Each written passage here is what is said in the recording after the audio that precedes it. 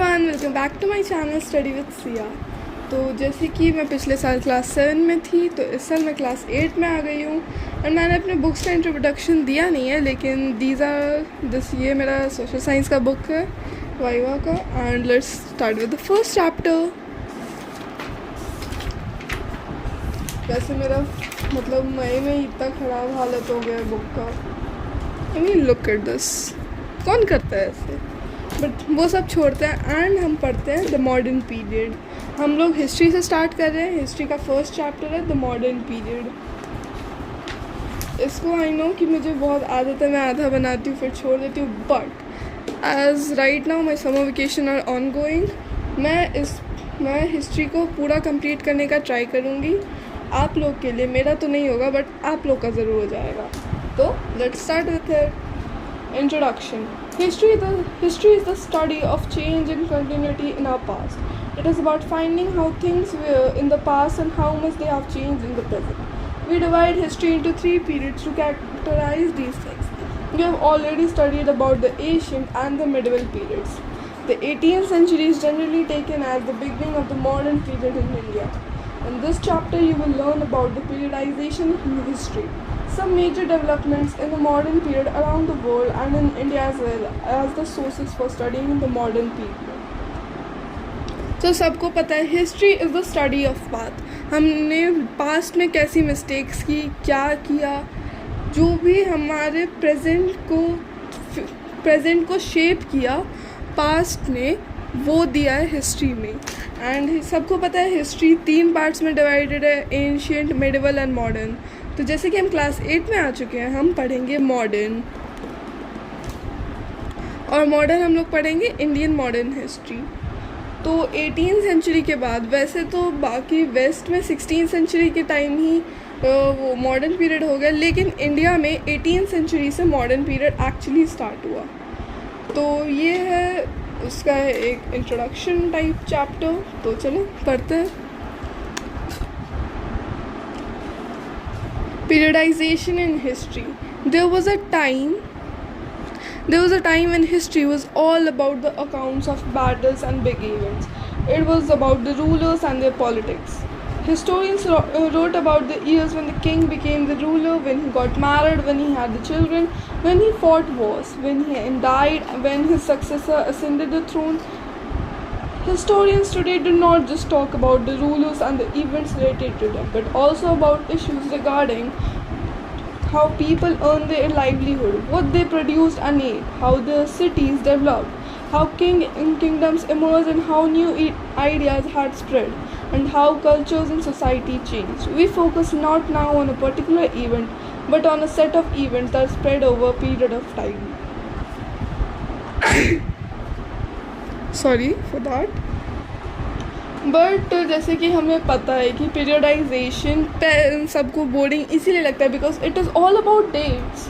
पहले हिस्ट्री लिखी जाती थी अबाउट द डेट्स, कौन सा राजा कब जन्म लिया, कब मरा, कब वो किंग बना, कब उसकी शादी, ब्ला ब्ला ब्ला। पहले बस राजा के बारे में लिखा जाता था, but now historians don't want the information related to just the kings, they want information related to the kingdoms, the life of the normal people.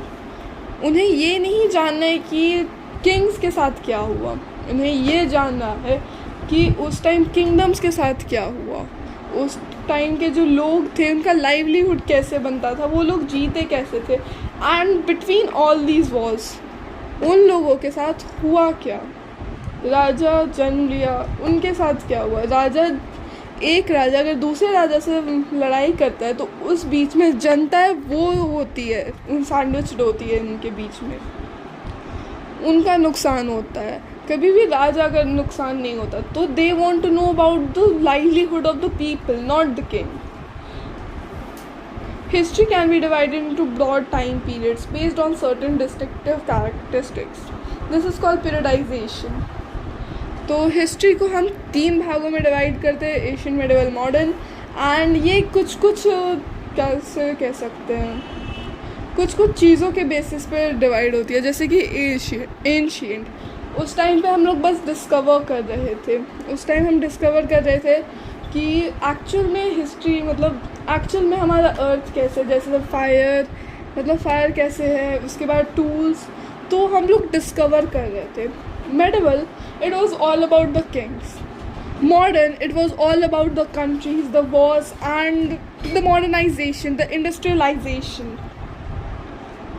James Mill was a Scottish economist and political philosopher. He published a 3-volume work called The History of British India in 1817.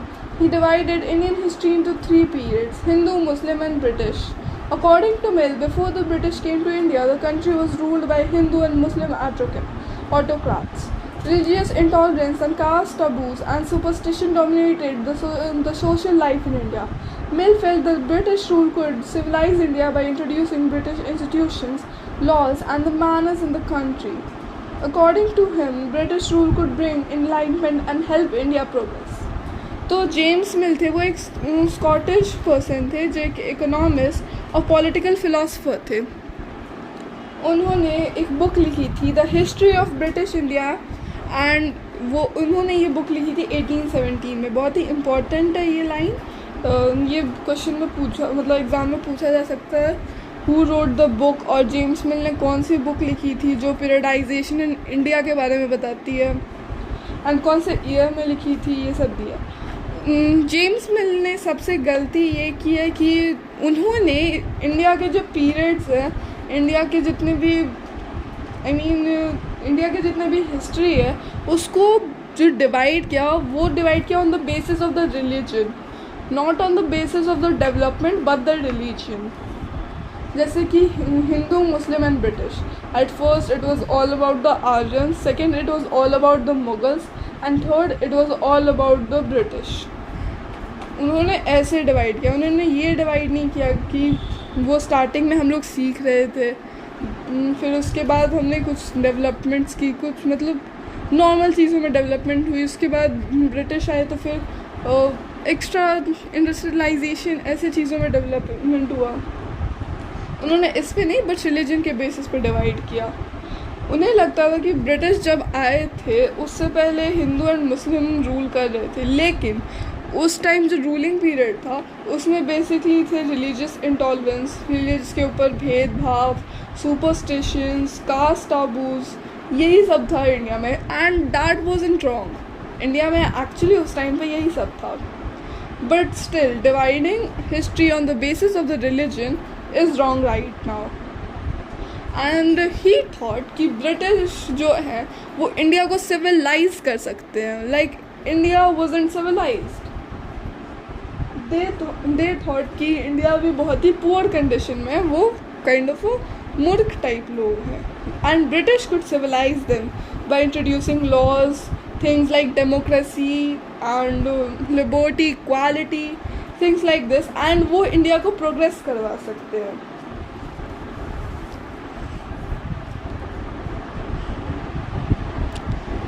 Historians usually divide Indian history into ancient, medieval, and modern periods.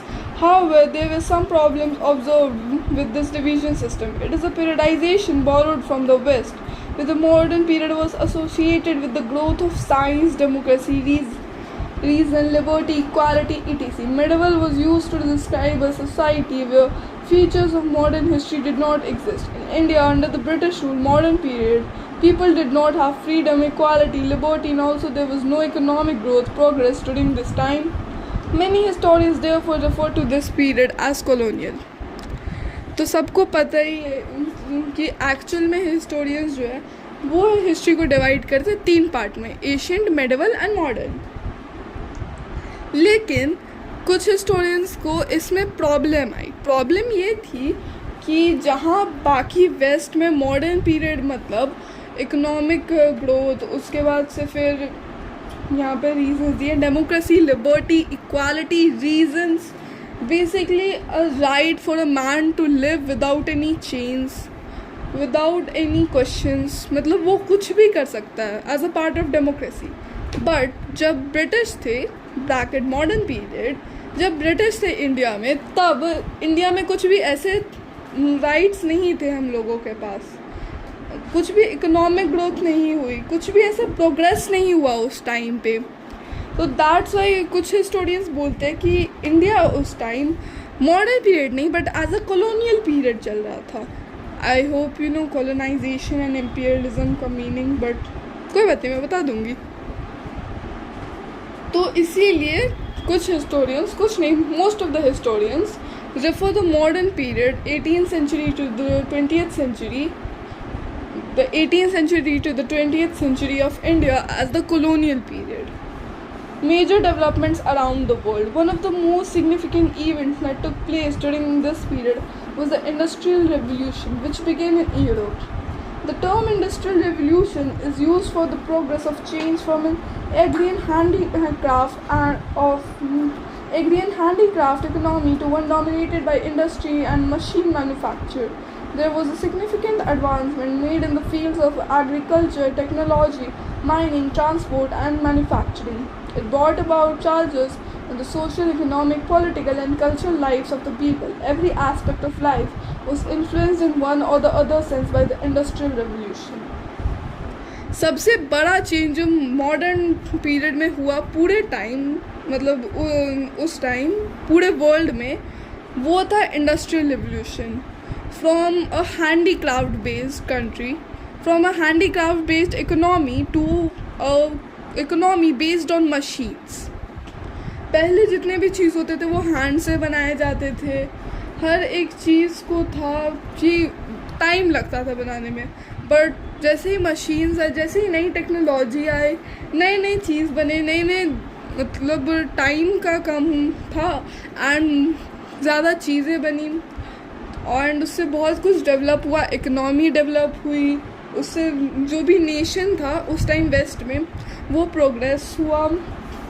तो ये सब बहुत सारे developments थे, इसमें उस वहाँ पे जो सिटीजन्स थे उनकी लाइफ बदली, political cultural lifes of the people, हर एस्पेक्ट जो था लाइफ में वो इससे इन्फ्लुएंस्ड हुआ था।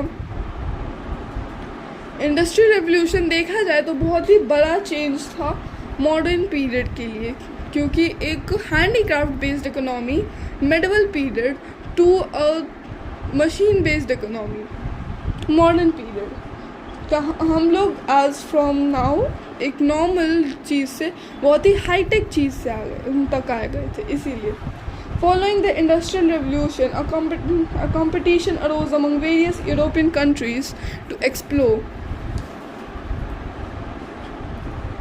and build trade settlements that would provide resources or raw materials to support industrial production and would also serve as markets for their finished goods.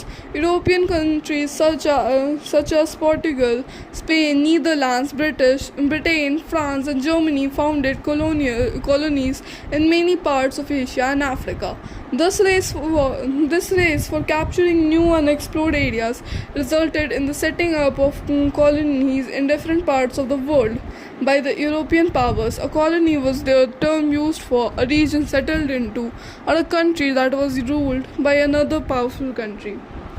Okay, तो यहाँ पे बेसिकली हुआ क्या, इंडस्ट्रियल रेवोल्यूशन की वजह से एक कंपटीशन मतलब एक कंपटीशन बन गया यूरोपियन कंट्रीज़ में कि कैसे वो ट्रेड सेटलमेंट्स को खोजने का, वहाँ पे ट्रेड सेटलमेंट्स बनाने का, मतलब बेसिकली नए जगह को खोजने का। जैसे कि मेरे को एक पेंसिल बनानी है बेचने के लिए, अब मेरे पास उसके लिए होनी चाहिए लीड, लकड़ी, अब ये सब मेरे पास नहीं होगी तो मैं किसी दूसरी जगह जाऊँगी वो सब लाने एंड मैं वहाँ से लूँगी, फिर अपनी जैसे ये मेरा घर है एंड ये दूसरे पर्सन का घर है, मैं वहाँ से सामान लूँगी, अपने घर लाऊँगी, उसे बनाऊँगी एंड देन उसी पे उसके घर में बेचूँगी, क्योंकि उसके पास टेक्नोलॉजी नहीं है वो चीज़ बनाने के लिए। तो मैं उसके पास गई, उससे सामान लिया, मेरे पास टेक्नोलॉजी थी तो मैंने बनाया और उससे फिर उसके दुगने दाम में बेचा। तो ऐसे इसी चीज़ के वजह से यूरोपियन कंट्रीज़, जितने भी पावरफुल कंट्रीज थे उस टाइम यूरोप में, उन सब में एक कंपटीशन बढ़ गया।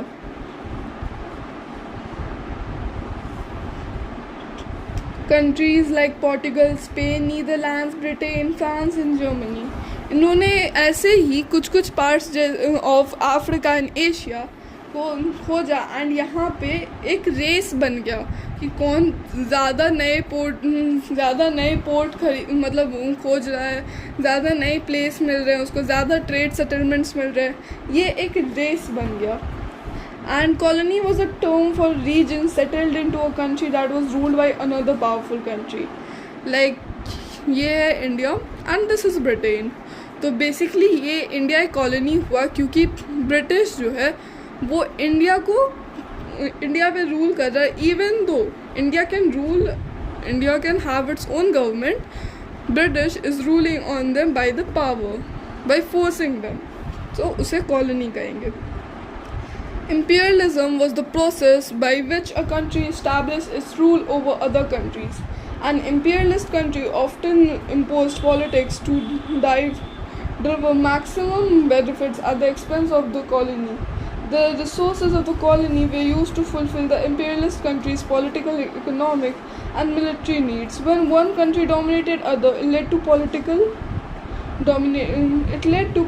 economic, social, and cultural changes in the dominated country.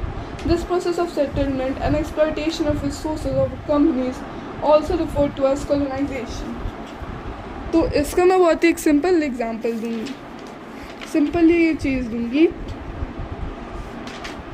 For imperialism,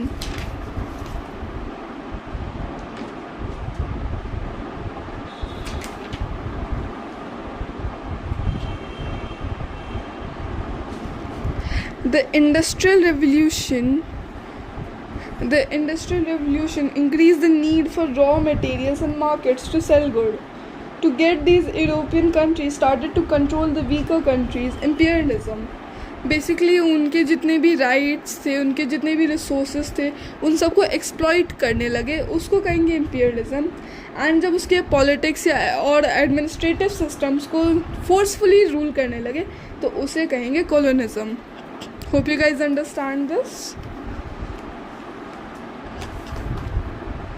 तो हमने यहाँ तक ख़त्म कर लिया है एंड इसके बाद बचा modern period in India and then administrative sources, non administrative sources, फिर बचे modern period in India and the sources.